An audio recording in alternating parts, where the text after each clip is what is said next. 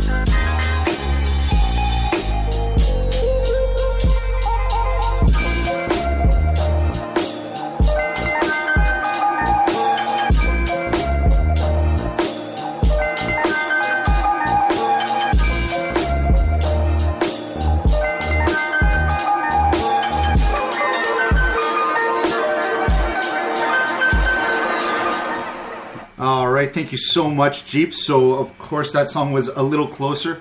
So, a great producer. And we're going to hear a lot more from him coming up in the future. So, we're here with Sarah Hoy, who does all things publishing.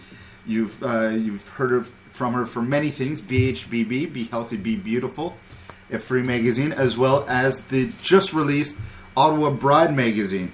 Yeah. So congratulations. Hey, thank you. I like that. All things publishing. Yeah. Well, you and you're also with Our Homes as well. So I am. Yes. So many things that you do in the city. So what we like to do with all of our guests, of course, is get to know a little about you. So obviously, judging by your accent, you're not from Ottawa. Is that correct? That's correct, Nick. Good. Astute observation. Big tick for you right now. I'm also not from Australia, like most people think I am. I'm actually from England, so I'm from Essex and just outside of London. So yeah, moved to Ottawa, must be coming up to 6 years now. Yeah, so it's very interesting, and fate landed you here. So how did you end up in Ottawa? Well, I went backpacking probably about 7 years ago now, across Canada. Started off in Vancouver, Victoria Island, and all the way to Halifax. And then in the summer. It was in the summer. Yeah. I was like, oh, this country's great. It's so hot. And then I hit winter at some point. And that's how you got stuck in Ottawa, right? Yeah, exactly. The snow kept me here. So I was introduced while I was in Ottawa to someone that is now my husband. So things worked out. We took the chance, and I moved over here. And a year ago, we got married. Yeah, congratulations! Thank you. So just recently married, and I always love the story of how me and you met. Was from me reading the Ottawa Buzz newspaper in Centertown, where you were the editor for the Centertown Buzz, and I was living with a couple, and the girl was Stacy was from England, and she just moved here, and she's like, oh, I don't know anybody from England. And I read your editorial piece where you talked about meeting Anders, and I was like, wow, this is incredible. This is such a great story. And then I just told Stacy, why don't you just email this girl and meet up with her or something? And sure enough, we're all friends now. And yeah, we went for a coffee, ended up with tea. 3 hours later, it was still snoring outside, so we were like, okay, let's just sit here for longer, and that's the end of that. So, yeah. I thought it was May. Yeah. So you've transplanted here in Ottawa now. So what are some of your favorite restaurants? When your family comes here from England, what do they love seeing about Ottawa? They just love seeing just how beautiful the city is. It's so different, and it's so much more relaxed from being near London. Obviously, London is a pretty crazy town. One thing I couldn't get used to was how slow people walked in this city. Oh, really? Like, I was one of those horrible people you hate in London that's like pushing past you, they've got a meeting to get to, and like walking down Ottawa, and it's like, oh, it's really great. It's so stress-free. Wow. So people in Vancouver to you must have been walking at like a snail's pace. They're even slower moving around, I think, than we are. Yeah.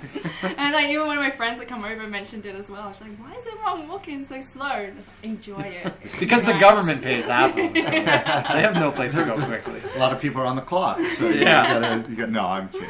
All right, on. I'm not. But I think just enjoying the city. I mean, and we live out by Andrew Hayden Park as well, which is just a beautiful spot. So like, that's one of my favorite things to do is just to go over that. Do you go to the yacht club out there? We do, yeah. It's a great spot. Do they still have great deals on beer? Yes, beer, $5. food, $5 for local pints. Ridiculously cheap over there. It's great, and just sit out there in the summer. Oh, it's amazing. And they have live music now on like Friday nights. At the Bandshell or inside the yacht club? At the yacht club. At the yacht club. So they have someone. I went over there once in the summer, and they had someone just sitting out there with guitar and singing. Because we used to go there when I was in college way back when. And we always thought that we were breaking the rules by going to the yacht club. We're like, we're not members, but we're going to go in here and drink because it was the cheapest place to drink. Yeah. And glad to hear that it's still is. No, it's still really good there. All right, on. And you enjoy snowshoeing? You did that last night? Snowshoeing. I'm trying to get more into snowshoeing. Okay, you're trying to. Well, when it's like the minus 15 to minus 3 that we've continually had this year, I'm like, even me, I'm not 100% down with that. But last night was just beautiful at minus 2, 3. Everybody should be outside during those nights. And where did you go snowshoeing? Just around home? It was in Andrew Hayden Park, so out on the river. We just went out there. But the first time I ever went snowshoeing, this was probably my first winter here. My now husband takes me out in minus 20 something wind chill, and it was windy. I put them on, fall over straight away somehow, and that's it. I was like, I never want to do this again. So this year I vowed to myself that I'm going to get out there more and being where we live. And you warm up once you get moving around, exactly. right? And then I look at the poor little dog who's snows up to his eyeballs and he's managing to jump through it. Was he loving it? Oh yeah. He just follows the trails. What about some of your favorite restaurants or restaurants? Do you know what? We actually don't eat out as much as maybe we would like to, but we actually love the Big Rig. It's a big indulgence for us. It's close to us, and the pizza there is pretty amazing, I have to say. So if we ever feel like literally stuffing our faces with something, it's the pizza at Big Rig. 2 slices and we're done. Right on. Oh, there you go. So I guess we'll talk to everybody about why you're here. So first, I guess we'll touch on BHBB magazine and the website and everything. So can you tell us a bit about how you came to start this, why you thought this would be a good idea to start, and what people can look for inside the magazine? Well, BHBB started actually while I was the editor of the Centertown Buzz. And the reason I started it was because I've always been a lifestyle journalist. I started my career when I was like 16 in lifestyle. So I really wanted to develop something that really kept me going and start to maybe build a name in the city, because when I moved here it was like starting again almost. So BHBB actually started off as a PDF newsletter that went out to people that subscribed to it. After about a year of having the PDF, I then developed it into a website, into an e-zine, and we've been updating that ever since. And then just last year, I launched it as the print publication, which has been getting an amazing reception in the city. Everything in there is local. Everything, okay. Just like you guys, I want to support everything local, so everything you find in there, you can find in the city. It's not like you're looking in there and thinking, oh, I love this, and then finding out it's in Montreal or Toronto or anything like that. So you can pick it up at different events around the city. Any events coming up that people can pick it up at? Yep, the spring issue, which I'm working on right now, will be at the Originals Craft Show at the EY Centre. Okay. Oh, cool. So that's the big one, and it's also going to be at the Activate Fitness Show as well. So they're the 2 like really big places that you'll be able to find the spring issue. And are they at any locations throughout the year? Yep, they're at different, you can actually go on the website and you'll see them there. They're at places like the Handmade Bride, Flock Boutique, Workshop Boutique. There's a bunch of different sounds and boutiques. What is the website? It's bhbbottawa.ca. And so who are some of your, what are some of the articles focusing on and some of your key contributors that you have? Well, we do a little bit of everything, so everything kind of lifestyle. It originally started off as purely health and beauty and fitness. Now it's developed more into a total lifestyle magazine. So we have things like photography, and I try and do some charity stuff in there as well if I can. Like the last issue, we spoke to Operation Come Home, who are an amazing charity and have a great boutique downtowns for you to check out. So we try and keep a variety of things. So it's obviously a recipe. Everyone loves a recipe. Yeah. So See that? We got a vegetarian baked beans recipe in here that I'm looking over. Yeah, make that tonight. Yeah, so there's loads of different things in there. So. And coming from England to here and studying over there, did you see a lot of similarities between the industries, or do you think around the world with how close we are with the internet, that it's the skills are basically transferable wherever you go, or did you have to learn a lot of different things that were different in Canada than different in England? I don't think skill-wise anything is different. Like I went to school for journalism, so it's all the basic principles still that I follow. It was more just finding the contacts in the city.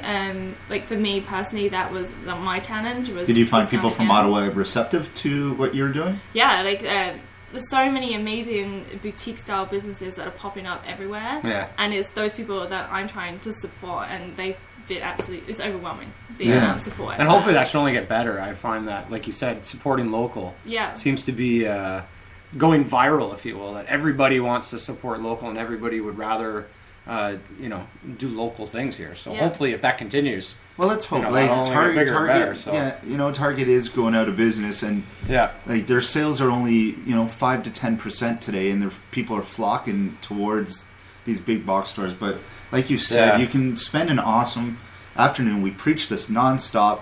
Get to know the owners. Get to know the hardworking souls. They're not driving around Beamers everywhere. They're not talking to their shareholders about profit margins. They're putting in quality products that make them go home and be happy with themselves and happy with the city that they live in. So keep supporting that way.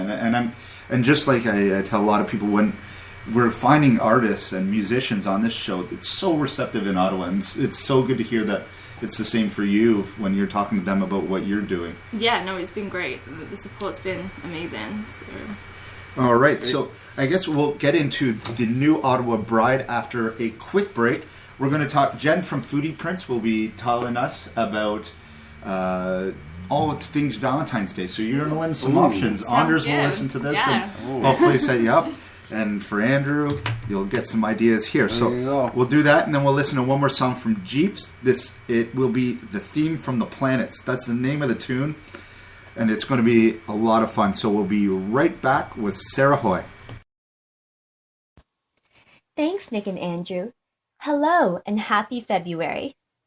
So, with Valentine's Day less than 10 days away, I was thinking that perhaps I could help out with some culinary suggestions. Now, if you're interested in taking your special someone to a romantic restaurant but haven't made any reservations yet, then you might want to decide soon as seats are quickly filling up. Before you pick up the phone though, or go online to make your reservations, here are a few things you may want to consider. First off, decide what your budget is. You don't need to blow a paycheck just to impress the lovely lady or man you are taking out. Secondly, the food should be top-notch, but not so much that you'll be spending all evening staring down starstruck or whipping out your phone and taking photos. You want to be gazing lovingly across the table from you. Thirdly, the atmosphere needs to be right. You want soft lights, but not too dark that you're straining to see each other. And music should be gentle background noise. There's nothing worse than having music blaring or being surrounded by very loud conversation. It doesn't make for a very romantic evening if you can't hear what you're saying to each other. And finally, you want some good service. Now, whether you want it to be relaxed or something more formal, that's up to you, but you still want to feel as though you're being taken care of. And